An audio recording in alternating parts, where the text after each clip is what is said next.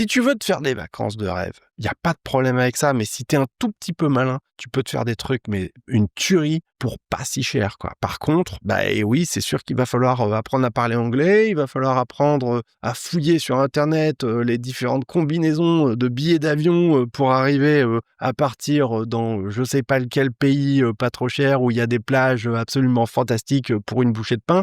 Et c'est ça, en fait, qu'il faut comprendre, c'est que si tu veux réussir à t'enrichir durablement, faut pas seulement compter l'argent que tu dépenses ou que tu ne dépenses pas. Non, faut penser en argent investi. C'est-à-dire qu'il faut penser en ce que ça te donnerait au bout d'un certain temps en utilisant un système de placement qui te permet de profiter des intérêts composés. Et c'est là que tu te rends compte de la différence colossale entre celui qui ne dépense pas et investit et place son argent, pas qui garde son argent comme ça à végéter sur un livret A, hein. Non, non, non. Je parle de celui qui l'économise pour l'investir, pour le faire travailler, le faire fructifier. Et celui qui le dépense, le gap, mais mis à l'échelle de 5 ans, de 10 ans, de 20 ans, de 30 ans, c'est colossal, c'est colossal. Puis après, tu sais, les mecs qui se réveillent 20 ans, 30 ans plus tard, plein de hargne et de jalousie en se disant salaud, il est riche, il a du patrimoine, il faut le taxer, il faut lui prendre, tu vois, taxer au nom de la justice sociale.